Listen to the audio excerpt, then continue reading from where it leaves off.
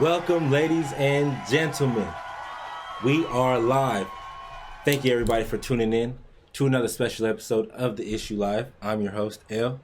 And before we jump into it, I just want to thank everybody, man. The amount of support that I've been getting from you guys is has been a lot. It means a lot to me. And it may not seem a lot, I'm not in the thousands or even in the hundreds of views. But just the fact that anybody watches me in general is good enough for me, because this is something that I genuinely enjoy doing, So, I really appreciate it. So if you're watching on Twitch, drop a comment, join the conversation, give me some feedback, whatever you want.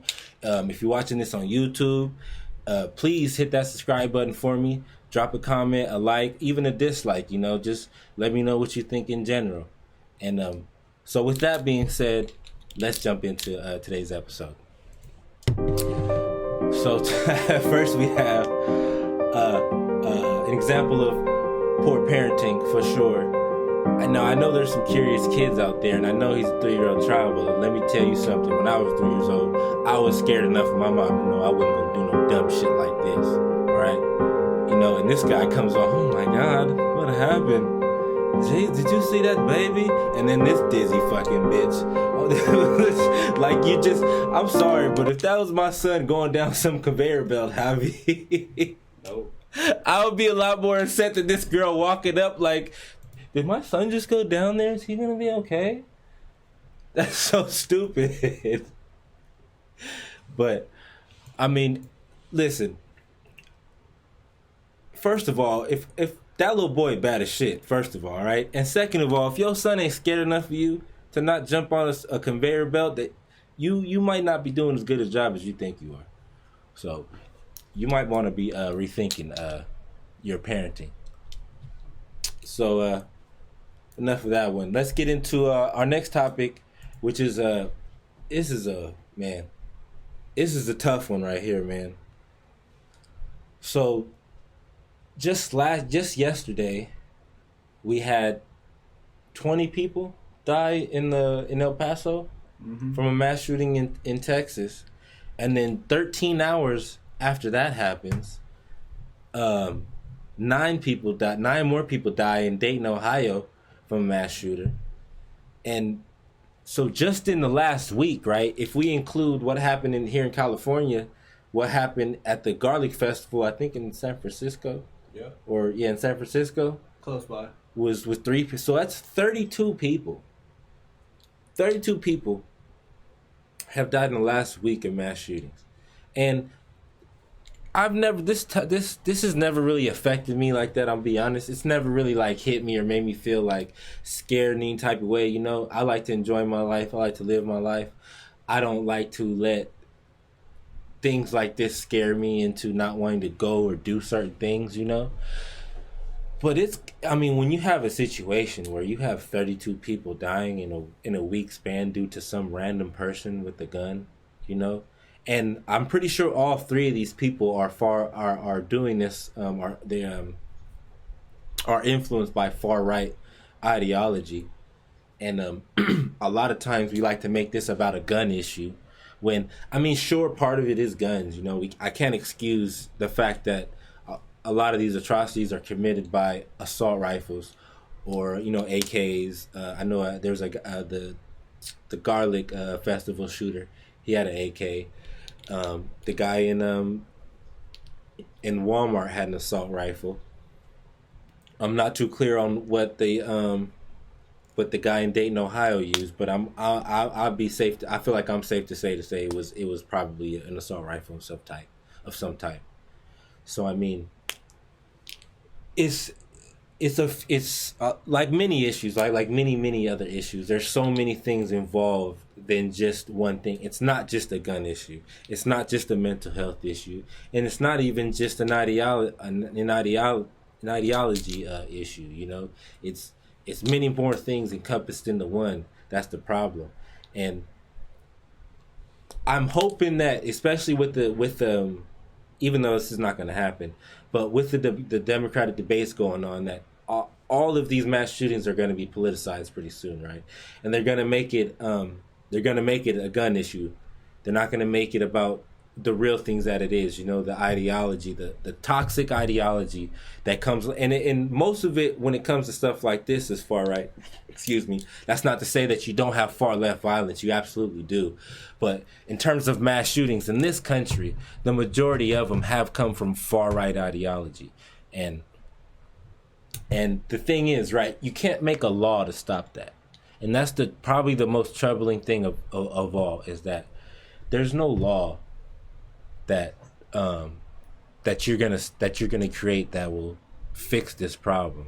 What you're dealing with is an ideology in the same way like radical Islam.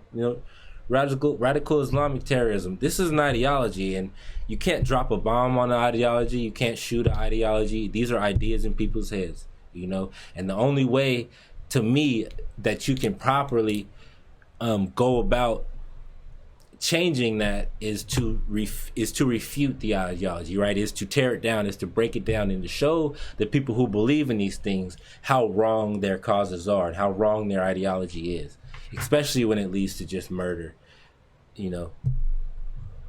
So I struggle with this one a lot, man. It's tough and it's really sad, and my heart goes out to these guys. I hate to be the person to be like my prayers and what do they say? What's the news favorite line they like to use when something like this happens? Our thoughts and prayers. Oh yeah. Thoughts and prayers. Thoughts and prayers. I'm sorry, honestly, don't do shit. I mean, what do you think can help change the spread of that radical ideology? Because you got sites like Reddit, Twitter even becoming one. Mm-hmm. 8chan. Have you Yeah, I've heard of those things. 8chan yeah. 8chan, 4chan, they're all. Yeah. 4chan is the crazy thing about 4chan, right? In the 4chan, the 8chans, is that a lot of the stuff that they come out with, they're just trolling. Mm-hmm. They're just trolling people, and then they're trolling these people, and there you get, if you get 1,000 people to watch something, right, 100 of them are gonna be fucking idiots. That's just real. 100 of them are gonna be idiots, and 100 of them are gonna take it seriously. There was a thing about 4chan that they did it was called a free bleeding, and it was just a fucking joke about women who instead of using pads or tampons or anything, they just free bleed all over themselves, and it created a movement. And it was just a joke, but after they came out with it, it became a serious movement of women free bleeding. And if that's as a woman, that's what you want to do, that's fine. I don't have a problem with it. But you like, that's what I mean. In the last episode, in my main story, I made a point to tell people, like, you have to be your own person. You can't just fall for other people's ideology, for other people's ideas, and identify yourself with that. You need to think for yourself, because what happens is you get people like 4chan who understand that people are fucking easily manipulated and easily influenced, and they get y'all to do dumb shit, and they get you to go out and do stuff like this, which the idea that you going into a Walmart and shooting 20 people, or Dayton, Ohio or a garlic festival in San Francisco and shooting random people is going to affect any type of real change in this world that you want to see is so ridiculous. Like, there's no logical explanation for what you're doing. There's nothing rational about what you're trying to do, or even the message that you're trying to get across. So it's troubling, man. But I don't want to harp on it too much. I do think that a big thing that these people like is the recognition of it all. Knowing that their face and their name is going to be in the news, in the media. I haven't mentioned their name or shown their faces. I wouldn't, you know what I mean, because I don't want to give anybody that type of recognition. And even now, we spent a good amount of time on just talking to it, but it's just sad and it's hard to see, But we gotta move on. So up next is Tulsi. So this right here is and we talked about this before on previous episodes. So Tulsi Gabbard is suing Google for $50 million. suspending her ad accounts. And so what happened after the first debate, right, was that she became the most Googled person in America. And so to make sure she capitalized on that, she started to purchase more ad space so that people who were going to look for her websites and her ads would pop up so people could know exactly who she was. And it just so happens that Google suspends her ad account for hours right after the debate. So at the most important time that Tulsi Gabbard needed to get her name and message out there, Google suspends her ad account. So the most Googled person, a candidate, I should say, in America, his account is suspended in the most important time when she needs to get her face and her name out there. And Google's response was that I'm going to read Google's exact response. We have automated systems that flag unusual activity on all advertising accounts, including large spending changes. In order to prevent fraud and protect our customers, says Secudo, whoever that is. In this case, our system triggered a suspension and the account was reinstated shortly after. Well, it wasn't shortly after. It was a good 4 or 5 hours after.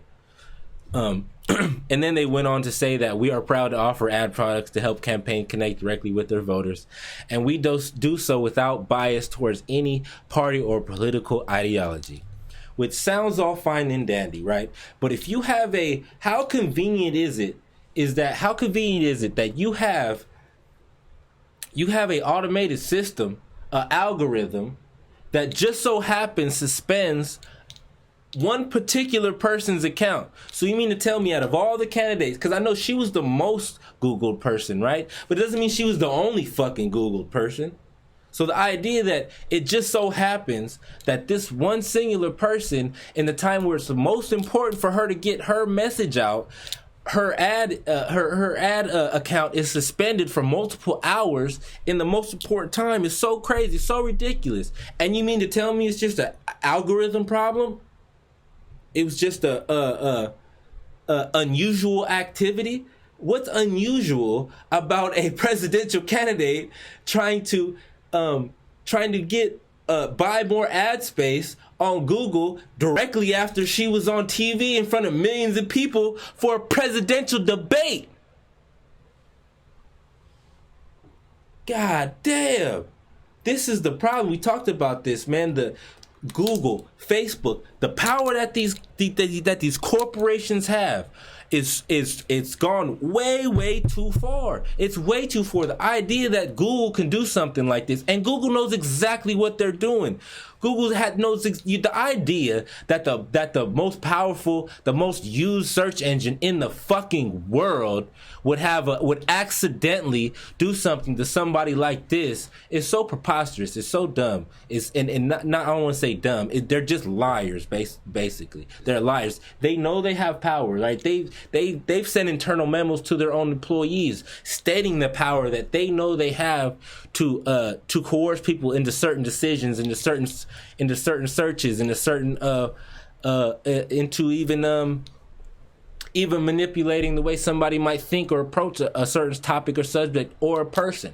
You know, you don't become the most powerful search engine in the world by not knowing these kind of things. You know, and it's so ridiculous and this is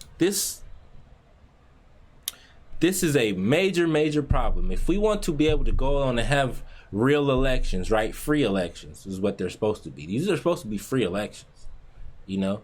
And the corporations like Google who hold that much power that they will be able to do this to somebody who they just either don't like or may, you know, even if they say that they don't, you can see, even if they say that they don't, with something like this, they absolutely have the power to do it.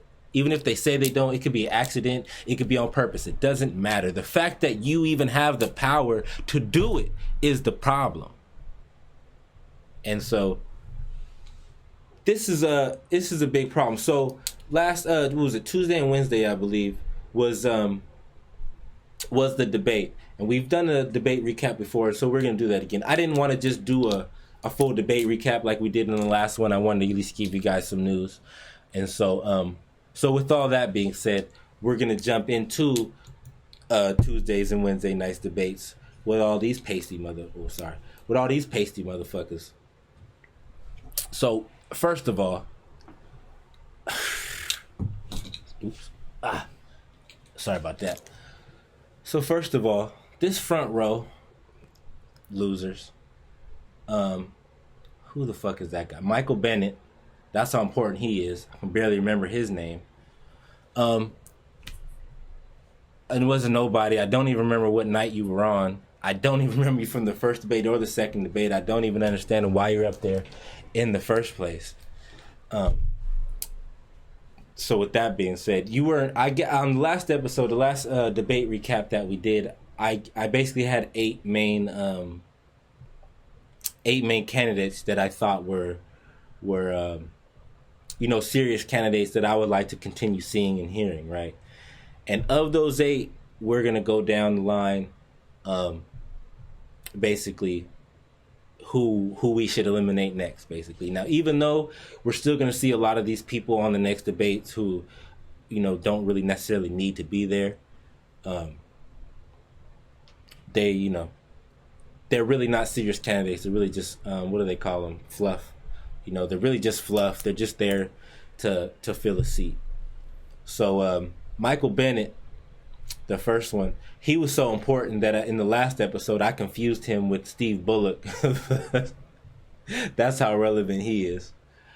Joe Biden, who's basically waved the white flag in this last debate. I mean, this guy, the first thing he said to Kamala Harris was he asked her to take it easy on him because that's how bad she whooped his ass in the first debate. And the fact that you, instead of going after her on all the terribleness that she is, even though she did good in her first debate, I can't take that away from her. She did very well. She does pretty good on debate stages. She's a former prosecutor, so she knows how to argue. So, she does fairly well. But I mean, the way that she filleted Joe Biden, you would think he would try to come back and get her back or go after her about the atrocious things that she's done during her time in as a prosecutor and in politics, but he basically just waved the white flag all night. And there's a narrative that's kind of going along, and there's the mainstream media, right? And I talk about mainstream media a lot. We're gonna get to mainstream media later in the episode, but people like Bill Maher, who I like and respect a lot, right? But I watched his episode last Friday, and when he talks about progressives needing to stop whining and to suck it up and just back Joe Biden because he's leading and because he can beat Donald Trump in Ohio is stupid. It's ridiculous. Joe Biden can't even handle other Democrats on the stage talking to him, talking shit to him. Imagine what Trump would do to him. Imagine what Trump would do with him on the debate stage. And you want me to think that he's a plausible candidate to go up against him? Trump would slaughter him, wipe the floor with him. There's no chance. I'm not going for it. And Joe, do us all a favor and just drop out. Support somebody else. Even if it's Joe Biden, whether it's Elizabeth Warren, Tulsi, give your support. Tell your followers, look, I'm not fit for this race. Get behind so-and-so. Because you're not doing anybody a favor. You're not going to beat Donald Trump. I don't give a fuck what your poll numbers say. Donald Trump will make you look stupid as fuck out there. I mean, it's as dumb as you look up there with other Democrats. Imagine how bad Donald Trump is going to do you. So I put him up as that, he was one of the serious contenders, and I guess he still is, even though as much as I don't want him to be. But he still is because he polls high. And fact is, he does beat Trump in Ohio, but that doesn't mean he wins the election. So getting on to the next one, Cory Booker. He's still a phony. Don't like him. Steve Bullock. That's the guy I confused with Michael Bennett because that's how irrelevant. And they gave Steve Bullock real time on that. And that fucking pissed me off when watching that debate. That they gave the governor of fucking Montana real time on the debate stage. Like, this guy's a governor of a state that's not even that's barely 1/10 of the population of the county of Los Angeles. The state of Montana's population is like 1 million people. That's 1/10 the population or of Los Angeles County, including immigrants and other non census countable members. I should say, right? And the fact that they decided, because who dropped out? Eric Swalwell, the congressman from California, dropped out. No, he's a congressman. And they brought up another pasty man up there, and so it's ridiculous. I don't know why. I'm sure he's not even polling at like 1%. So, and they gave him real time, and that's ridiculous. Pete Buttigieg, who I believe I had as a serious candidate, but to be honest, I don't feel like you're very much a serious contender anymore. You didn't make a very good case for yourself in the last debate. He comes off as a very, he's very plausible, right? And I appreciate plausible people. I appreciate people who don't think in terms of fantasy, and they stick to reality as best they can. And I appreciate it. But at the same time, you didn't distance yourself. You didn't do yourself any favors during the last debate as far as, how you stand out individually from anybody else. And so for that, I think I got to drop you out as far as serious contenders. So next we have, first one on the second row is Julian Castro, who I did have as a serious contender. I don't think he is anymore. Like I said, he's too fucking short, first of all. He's too short. The way he wants a president, that's 5'8". And you're again, when it comes to immigration, you're so far off. You're so far to the left. I'm for immigration reform. I'm for a policy that welcomes immigrants, but I'm for a policy that welcomes immigrants the legal way, not just writing them a ticket and saying, "Well, enjoy your stay." That's not the way it works. That's not the way it works in reality. If you go to, if you want to go to, and I'm not trying to equate the two, right? Don't get me wrong when I'm just trying to make an analogy, right? I'm not equating the two. But if you go to Six Flags, right, or any you want to go to a concert anywhere, right, there's a process to which you have to go through to go to these things. If you want to go into Six Flags, you have to wait in line. You have to show an ID. You have to go through a search. You have to buy a ticket. You have to get searched, and then you get permitted into the amusement park. I think that's what they're called, right? Yeah. And so if I was to just skip that whole process and jump the fence, right? They're not going to write me a ticket and tell me, well, enjoy the rest of your time here at Six Flags. They're going to throw my ass out, and rightfully so. And it's the same way. Like I said, I'm not trying to equate the two. People trying to immigrate into America because their situation in their countries are so bad and deplorable that they feel like that's their only option, and somebody trying to, jump the fence at Six Flags, it's not the same thing whatsoever. I'm not trying to equate the two. I'm simply trying to make an analogy that's like there are processes, right? And the process of legal immigration is bad. So that's why people come across illegally, So the sooner that you fix the legal immigration process to make it better and easier for people seeking asylum and people who want to genuinely come to America to provide a better life for themselves, simplify that process, make it better, make it easier. Then you won't have masses of people coming in illegally that puts them into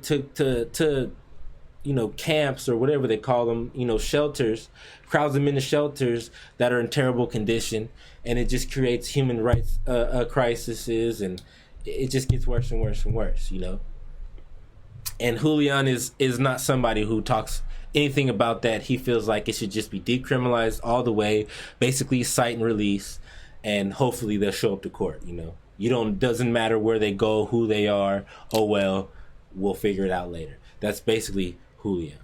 And you didn't do yourself a favor in the last debate. You didn't separate yourself. And again, you're too fucking short. So, moving on from Julian, we have Bill de Blasio, still irrelevant. If you don't know, he's the mayor of New York. Anyway, after him we have, I think that's John Delaney. This fucking goofy motherfucker. I wish he would just go full ball. I can't stand the people who really try to keep like the size of this here. Like, who are you impressing with the size of your head hair? Who are you impressing with this? You just look silly. And so, like I said, I didn't consider you a serious candidate, and and they gave him a lot of time in this debate too. This the second debate, they gave him a lot of time. He called whoever, like he called CNN ahead of time. Like, listen, NBC didn't give me no airtime. I need you guys to give me a little bit of something, you know. And they damn well obliged, because he got a lot of time for no fucking. I mean, he's barely even a Democrat. He's barely even a Democrat. Doesn't make any sense. And so. He was never a serious contender. He's still not. And we're going to get to our next, who is my favorite. My personal favorite is Tulsi Gabbard. And Tulsi came ready to fucking party. And I thought she did pretty well in the last debate, right? But this debate, she wasn't taking no prisoners. And the thing about Tulsi, right, is she understood that she had to, she saw the momentum, I think, that Kamala had during her last debate, and how she kind of came out as like this shooting star within the Democratic Party from the last debate. And she realized that was somebody she was going to have to specifically target, and she absolutely did. Let's run this video, and this is how she basically decimated Kamala. And as good as Kamala did in her last debate, go ahead, run the video. I want to bring in Congresswoman Gabbard. Congresswoman Gabbard, you took issue with Senator Harris confronting Vice President Biden at the last debate. You called it a, quote, false accusation that Joe Biden is a racist. What's your response? I want to bring the conversation back to the broken criminal justice system that is disproportionately negatively impacting black and brown people all across this country today. Now, Senator Harris says she's proud of her record as a prosecutor and that she'll be a prosecutor president, but I'm deeply concerned about this record. Me too. There are too many examples to cite, but she put over 1,500 people in jail for marijuana violations and then laughed about it when she was asked if she ever smoked marijuana. She blocked evidence. She blocked evidence that would have freed an innocent man from death row until the courts forced her to do so. She kept people in prison beyond their sentences to use them as cheap labor for the state of California. And she fought to keep cash bail system in place that impacts poor people in the worst kind of way. Thank you, Congresswoman. As a felon who's been on bail, out on bail before, I know what it's like. As the elected Attorney General of California, I did the work of significantly reforming the criminal justice system of a state of 40 million people, which became a national model for the work that needs to be done. And I am proud of that work. And I am proud of making a decision to not just give fancy speeches or be in a legislative body and give speeches on the floor, but actually doing the work of being in the position to use the power that I had to reform a system that is badly in need of reform. That is why we created initiatives that were about reentering former offenders and getting them counseling. It is why, and because I know that criminal justice system is so broken, that I am an advocate for what we need to do to not only decriminalize but legalize marijuana in the United States. I want to bring Congresswoman Gabbard back in. Your response. The bottom line is, Senator Harris, when you are in a position to make a difference and an impact in these people's lives, you did not. And worse yet, in the case of those who are on death row, innocent people, you actually blocked evidence from being revealed that would have freed them. Yeah. And this was, with that, this was really the moment, right? Which I'll show you in this next clip. This was really the moment that Tulsi, I mean, you could tell that this is what happened when she got under Kamala's skin. This was Kamala's response. That is my work. I am proud of it. I think you can judge people by when they are under fire, and it's not about some fancy opinion on a stage, but when they're in the position to actually make a decision, what do they do? Is that right? So you mean when Tulsi was actually literally under fire? Is that what you mean? The fact that Tulsi was actually literally a combat veteran who's literally been at war on the battlefield and had to make real decisions under fire, like you say? What are you talking about, Kamala? You're not making a good case for yourself right now. Not at all. Again, these people up here are not even Democrats. They're not. The fact that all the things that Tulsi basically ran down on Kamala about how the people she locked up on for weed, the death row inmate, she was blocking evidence that until the federal government had to make her give it up. The poor parents that she was trying to lock up for their children being truant. This is a liberal? This is a person running to be the president of the United States as a Democrat? Somebody who do something like that? Sorry, Kamala. Tulsi fried your ass. Lit your ass on fire, and you really have no response for it. She tore down your entire credibility. She even tore down you, like I said, your stance as a Democrat. I don't even see how or where how you're a Democrat whatsoever. How? You gotta let me know. You gotta let the people know. You know? So, like I said, Tulsi, she came ready to party, man, and I'm so happy for Tulsi that she came out and she picked the perfect person to go after. She went at her. She was fearless about her. She didn't care. She made her look bad. She made her look real bad. And as good as on fire that she was from that first debate, she took all that steam away. All of it. And thankfully, Tulsi has qualified and then some for our next debate. So we absolutely are going to keep seeing her. And I'm looking forward to that. So with that being said, let's move on to Kristen Gillibrand, who still is a nobody. Kamala, we just went over how bad she is. I still consider her a serious candidate, though. I can't not. She's still a rising star within the Democratic Party, even though she's barely a Democrat. So I still will give her that. Next, we have Hickenlooper, former governor of Colorado. I don't even remember you from the last debate. Is that Jay Inslee? I think that's Jay Inslee. Again, you're still irrelevant. You didn't make a better case for yourself to be on the debate stage. Again, all these people, like, why are you doing this to us? Please. Like, just drop out, please. And Amy, and I have to say, man, there's next we have Amy, right? She's on the third row down, fourth one on the right. There's something about Amy, man. And there's something about Amy. She made herself very relevant to me from the first debate, and she keeps making herself relevant in the second debates, and I still have to consider her a serious contender. She makes a very good case for winning states that most Democrats, most liberals, Democrats, or progressives can't win. She makes a very good case for that, even though she's pretty moderate of a Democrat. You still need those moderate votes. I in the last debate recap, I kind of feel like I might have to retract what I said as far as you need to be reaching across the aisle to conservatives to get their votes. Because if you find a scenario, if you find a way to get progressives, because believe it or not, progressive Democrats will vote for Donald Trump. Believe it or not. Because Donald Trump appeals more to progressives than a moderate Democrat. Because at least they feel like with Donald Trump, they're going to get a genuine version of a person. Now, whether you like the person or not, Donald Trump is Donald Trump. There ain't no fucking hiding who he is. He tells you every night while at 3 o'clock in the morning on the toilet who he is. You know, he is very genuine about his personality and who he is. So people genuinely appreciate it. And I have to be honest, I appreciate it as well. I don't like Donald Trump. I don't like Donald Trump at all. I didn't vote for him. I wouldn't vote for him. I'm a felon, so I can't vote at all.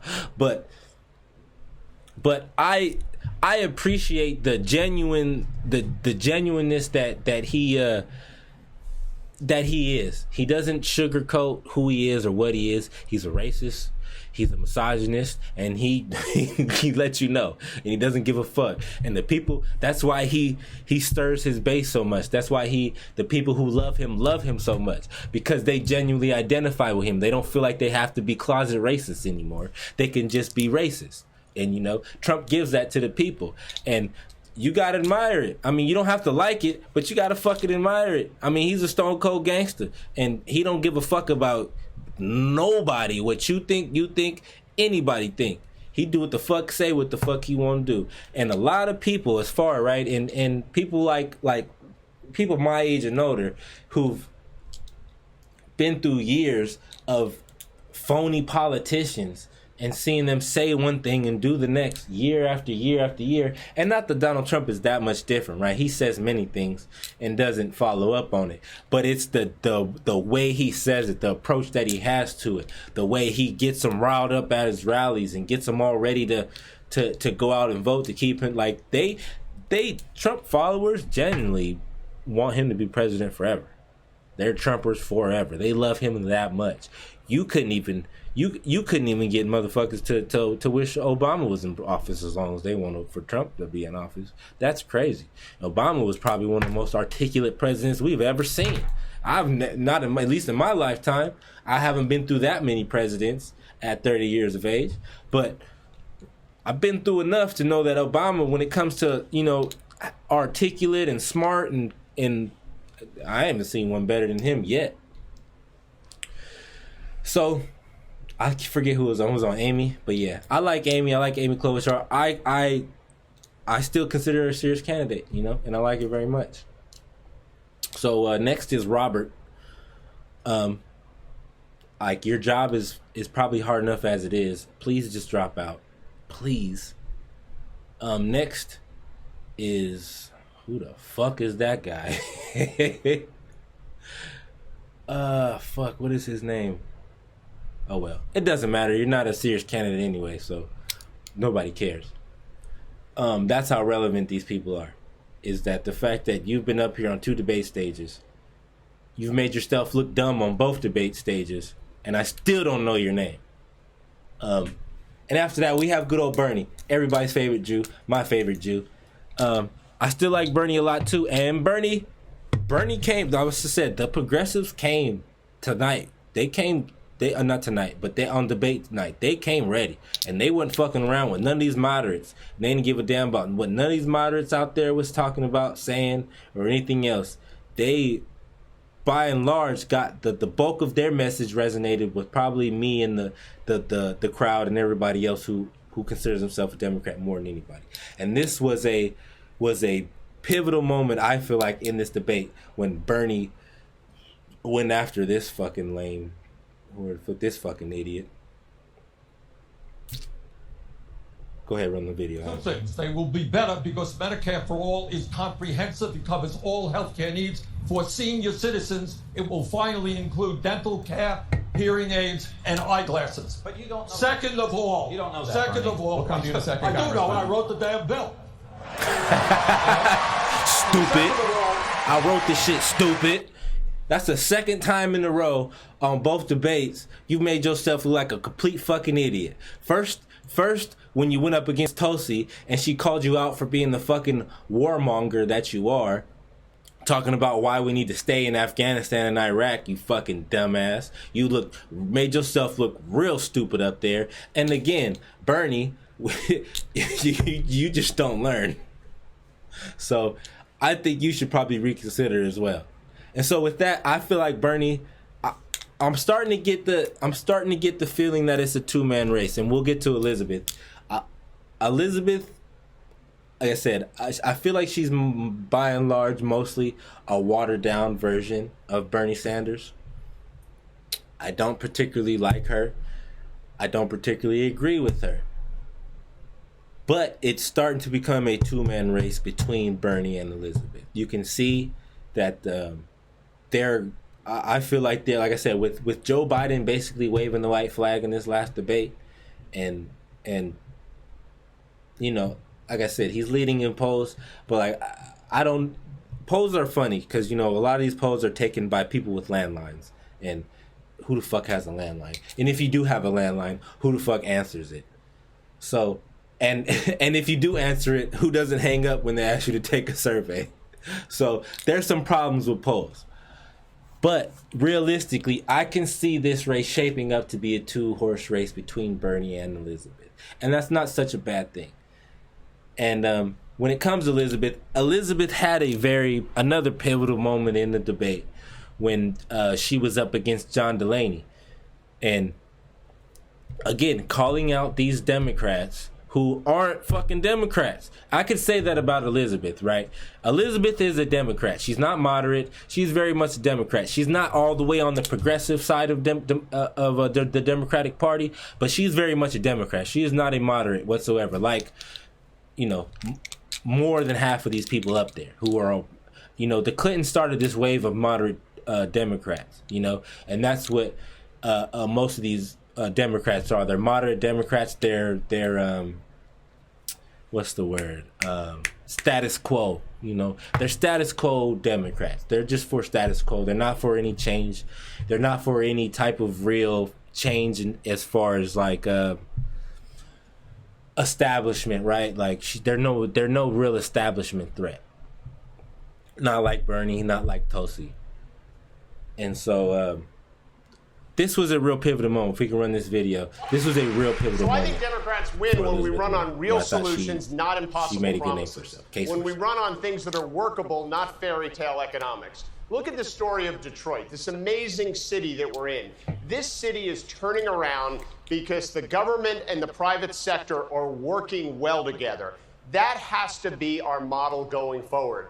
We need to encourage collaboration between the government, the private sector, and the nonprofit sector, and focus on those kitchen table, pocketbook issues that matter to hardworking Americans. Building infrastructure, creating jobs, improving their pay, creating universal health care, lowering drug prices. We can do it. You know, I don't understand why anybody goes to all the trouble of running for president of the United States just to talk about what we really can't do and shouldn't fight for. Look at his face. Look at his face. You fucking dumbass. You know what I mean? Thank you, Elizabeth. And like I said, I don't necessarily like or agree with her, but thank you for calling out these moderates. Who these guys are not Democrats. They are not. Do not fall for them, man. Do not. And the fact that they even give John Delaney the amount of time that they give him is so stupid. You know, it's ridiculous. And you know, I'm glad that that Elizabeth was calling out these moderates, basically letting them know, like, why are you even running for president if all the fuck you're going to talk about is what we can't do? You know, that's not the Democratic Party's mantra whatsoever. That's status quo. That's just a status quo person, somebody who wants to keep the status quo, you know? So out of the 8 people who I had up before, right, originally the original 8 I had was Bernie Sanders, Elizabeth Warren, Kamala Harris, Tulsi Gabbard, Amy Klobuchar, Pete Buttigieg, and Joe Biden, and Julian Castro. So, of those 8, Julian, you're out of here. Pete, you're out of here. As much as I want Joe to be out of here, he's still fucking not. So, and who else is out of here? I think that's everybody. So we have Joe Biden, who's still a serious contender. Tulsi Gabbard, who I feel like is still a serious contender. Excuse me. Kamala, as much as I don't like, is still a serious contender. And you have Joe Biden and Elizabeth Warren. So that's 5. Marianne Williamson, Andrew Yang. I actually really like these 2 people. Not really like. I like Andrew Yang. Marianne she's still a little bit loopy and kind of a hippie. But I mean, they're both still not really serious contenders, as much as I like Andrew. And Marianne's okay, but I just can't consider her a serious contender. So we have the 5. And shit, I lost my train of thought. But with that, like I said, I'm seeing this race. I'm seeing this campaign starting to shape up as a 2-man race, 2-horse race. And that's between Joe Biden and Elizabeth Warren. And I'm hoping what will happen, right, as much as I like Tulsi, right, I really like Tulsi. I talk about her damn near every episode. I'm hoping what happens, right, is that Joe gets the nomination and that he puts Tulsi. He might not put her as vice president, but he's going to put her somewhere in a prominent position in either, not in the campaign, but as a, in the cabinet itself, if he wins the presidency. I think he should put her as vice president because, again, if you want to win I think he should take the kind of John McCain route, even though John McCain didn't win. But John McCain had the right idea when he picked, what was that girl from Alaska's name? I don't know if you remember that, Javi. You remember her name? I remember she looked like Tina Fey. Yeah. Anyway, it doesn't matter. You guys probably remember her name. But that's the good approach. When you have, an old Jew aesthetically doesn't look that good. So when you have somebody like Tulsi, who's a lot more aesthetically pleasing than Joe Biden, I think having her on your ticket would do a lot for you and could help you a lot win. You're gonna keep your progressives. You're gonna grab some of the moderates because she's still a progressive, but she appeals to some moderates because she's very plausible in her approach. She's not for the ridiculous, some of the more ridiculous things that Bernie is for, like giving health care and free college to immigrants and to basically everybody who is just here. Which it's not that it's like I don't want that to happen. It's just like it's just ridiculous to think that you could pull it off, realistically and economically. So, with that being said, we are going to move on to my favorite part of the show, and that is L of the Week. And this week's L of the Week, I'm going to write this super big too, goes to CNN, who hosted that debate. The fact that CNN, right? CNN, you get this whole shit right here. The fact that CNN had a complete monopoly on this debate is ridiculous. You either had to you could only watch it on their TV, on their channel on television, on their cable television show or satellite, whatever you have, on their channel or their website. Even though they have a YouTube channel, they didn't put it on their YouTube channel. You can only watch it on their CNN channel, which for a lot of people didn't even work.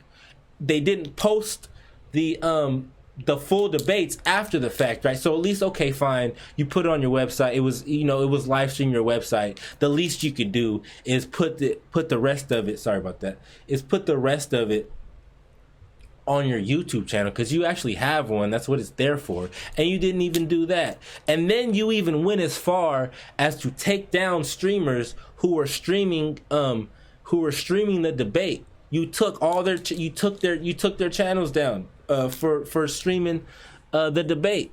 The fact that CNN could have a monopoly on a debate this is a free. First of all, elections are supposed to be free, right?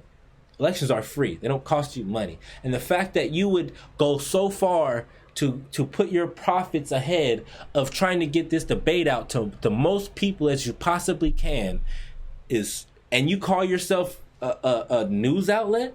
You're a journalist news outlet, and all you care about your profits that much to where you monopolize the entire debate? You need this. You get this whole bottom row for that. The only way people can see this debate is through you. What gives you the we said this before, the fact that this debate isn't on free television, the fact that there's advertisers making money off it, and the fact that CNN can monopolize it just shows you America's corporatism in full effect, It's disheartening, That's why people go to YouTube for their news. That's people like Jimmy Dore, people like what's my guy's name? I can't remember his name right now. I'm sorry, brother. I would give you a shout out. But it's just bad because the fact that you can monopolize a whole debate and only broadcast it on your website or your channel and not let other streamers broadcast it, even though it has CNN plastered all over, it's not like a mystery who's hosting it. I talked a lot of shit about NBC and what they did and how they did it, but CNN sucks so bad. It's atrocious, and that's why people don't have faith in you. I remember when Donald Trump first started talking about fake news and how much I hated that he was going after journalists, and how much I hated that he was tearing down the fabric of media and people's faith in media. And even then, I was down the same rabbit hole. I don't know, maybe not rabbit hole, but bubble. I was in the same kind of bubble to where I thought that, you know, what CNN reported was real, what MSNBC and Fox, whoever. I didn't watch Fox News. I really still don't. I try to give them a fair shot. I try to watch them a little bit, so I'm more outside of the bubble now. You know what I mean? I try to watch them more. I try to watch different and separate outlets more, so I'm not encased in this bubble of ideology, right? I can see why, so I can understand better. You know what I mean? Because that's what intelligent people do. But the fact that it's okay for CNN to do something like this, you know, it's so bad. And I was one of the people who used to eat all that shit up. You know, I was very much one of the people who just kind of took what they said and took it as fact, and I would let them kind of manipulate my ideas. The way I saw things, the way I saw the countries. You know, especially when you have Rachel Maddow from MSNBC do a talk about Russia nonstop. You know, when in reality the situation isn't anywhere near what you think it is. That's just what she's paid to do, I guess, you know? And that's why people go to YouTube for the news. And that's why you watch The Issue Live. So with that being said, thank you, everybody. I know this episode was a bit longer. I didn't intend it to be this long, I promise. But thank you guys all for watching and for tuning in. We won't be here next week. I'm going on a little bit of vacation, some family time. But we'll be back right after that. So until then, stay out of trouble, kids. Have a good night.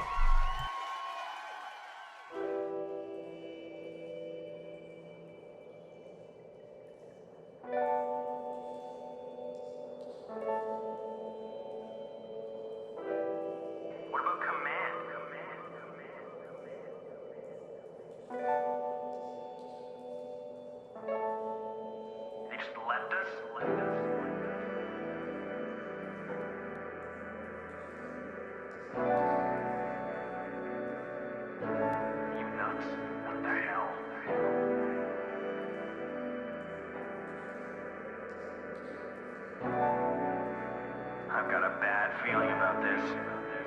Hold it!